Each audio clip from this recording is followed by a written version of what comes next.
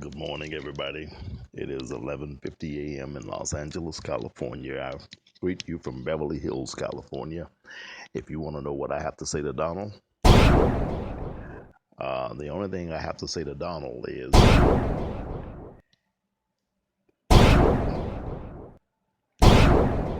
he's a devil. He's a pedophile and a child molester, period.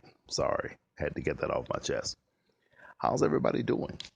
How is everybody doing? I want to greet all of my good friends in Los Angeles, California. Those of you who are listening in Atlanta, Georgia, I greet you, I greet you, I greet you, I greet you. Those of you who are listening in San Jose, California, I greet you, I greet you. Those of you listening in Guam and Vietnam, all over the world, wherever you are, thank you so kindly for tuning in. It is a great day to be alive and in the land of the living. Zig Ziglar used to always say, "This is a great day. It is another great day," he would say. And he would tell people that if you don't think it's a great day, you just try missing one of them, missing one day, and you'll know that it was a great day. Someone asked me the other day, they said, "I'm tired of problems." And I told them that I will take you to a place where people have no problems. And I took them to the cemetery. So if you're breathing, as far as I'm concerned, you're blessed. And it is another opportunity to correct the mistakes of our past, to break the spell, to break the curse off of our families, to break the curse off of our handiwork. And to instead of seeing generational curses, let's start seeing generational blessings. Oh, I feel pretty good today. I do. And I want to address the fact that I met Chairman Fred Hampton Jr. on yesterday, and we had a very long,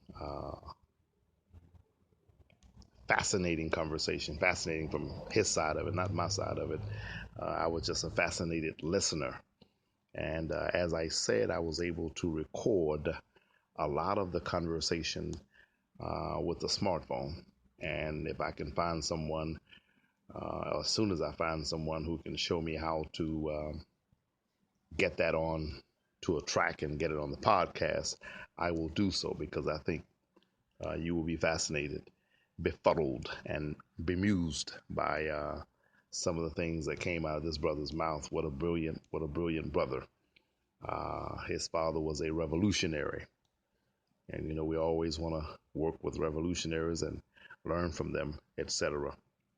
If you know how to reach Snoop Doggy Dogg, do me a favor and tell Snoop, holler at your brother.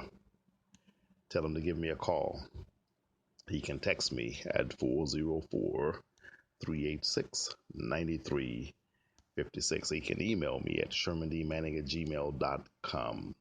I want to thank all of you who have been doing what we've asked you to do. I can see the results in the numbers, believe me. Thank you. I applaud you. I applaud you for what you have done, for what you're doing, and what you're going to do. Those of you who have been contacting your friends and your loved ones and your enemies and folk you don't speak to anymore and all the rest of them, and telling them to tune in to the podcast live and to get it on demand. It has been a blessing. It has really helped our numbers to skyrocket. And I thank you. And I thank you. And I thank you. And I ask you to continue doing what you are doing. Remember, this podcast is nothing without you. Your presence makes this worth doing. It is a dream for me.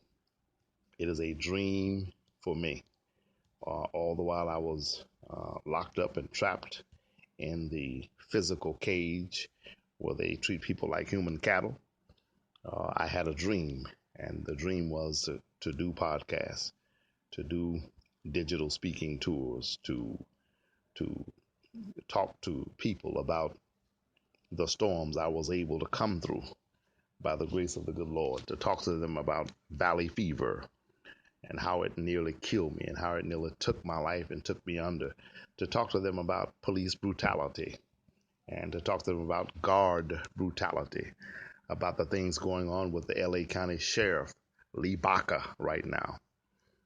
A devil of a man that I know personally, a man that I've had personal run ins with, along with his undersheriff, Paul Tanaka, another man that I know personally and have had, as you would say, run ins with. This has been my dream to do this work. And so I consider it a pleasure. I consider it an honor to be coming into your homes, to be coming into your office space, to be coming into your automobiles, wherever you might be, whatever you're doing. Take it from me. Only in America is this kind of a dream possible. And I'm still working my way up, trying to make a difference, trying to overcome such a deficit. And it is a deficit when you've been locked up for more than a decade for a crime you did not commit. But as brother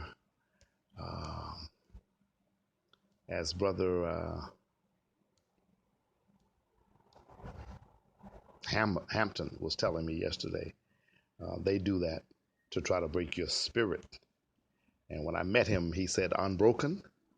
And when he got ready to depart, he also amplified or repeated that slogan, unbroken. And he said he could feel my spirit and he could feel the spirit of the brother who was with me, Donald Hooper. And I'm sure he could feel the spirit of Nicole. What a great woman Nicole is. What a great man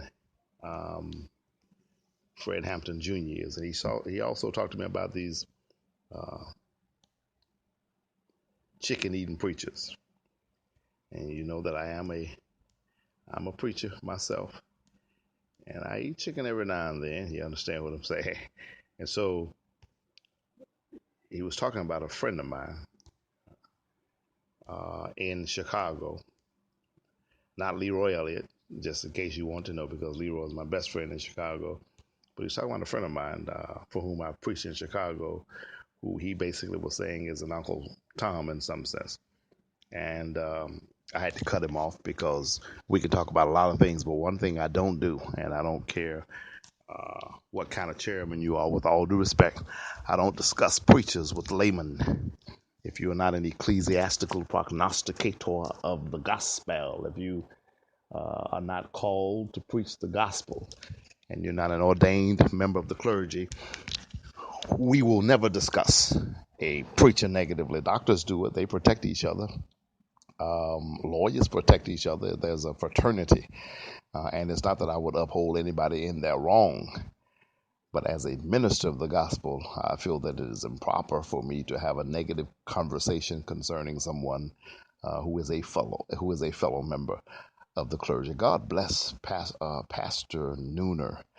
What a great woman, Rochelle Nooner, Pastor Rochelle Nooner. And bless Michael Rollis, Chief Apostle Michael Rollis, that is, over at Wrecked Crew Christ Holiness Church.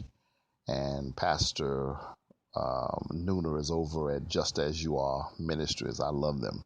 What great spirits they have. God bless Pastor Mark Williams, who preached up a storm in that place Thursday and Friday night in revival meeting over at Wreck Crew Church. And I want to say what I like about Apostle Rollis is in prayer last night when he was praying for the church. He stood there in the prayer and named almost every prison in the state of California, which lets me know that he's intimately experienced in that department. He's probably been in prison himself, and which also indicates to me that he is intimately concerned about prisoners. And I remember being in prison myself, saying to myself, I wonder how many church folk are praying for us right now. And unfortunately, I figured that a lot of them were not doing so, because when you're sitting in jail, you can't get a letter. When you're sitting in jail and you write to these pastors, they don't write back.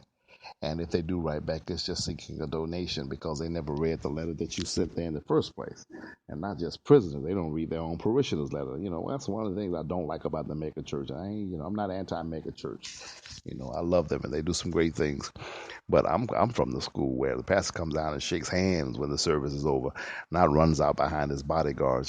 So I get that you have to do it differently when you're pastoring thousands and thousands of people. I get that, but I would like for there to be a little bit more interaction between the pastor and the parishioner. Third grade test scores, shifting gears. Third grade test scores. Penologists and criminologists are looking at third grade test scores to determine how many prisons they must build 20 years from now. How sad is that? Read about that in my book, The Truth About O.J. Simpson, Race, Class, Money, and Justice. And in the meantime and in between time, let me tell you that you are somebody special. You are a child of the King. You're the child of the Most High God. And nothing is impossible to you if you believe in Him and believe in yourself. And so, please, please do us a favor and go to YouTube and look at our videos. Look for our videos. They're under my name and some of them are under Donald Trump's name. And also, please be so kind as to give me a call tomorrow. Please be so kind as to give me a call tomorrow and tell me you heard me today. Send a text message or an email to your friends and tell them to get this podcast on demand. I want to thank you for your time and your attention. And I intend to be back for another podcast in around 2 hours from now. God bless you. Keep hope alive. Keep the faith.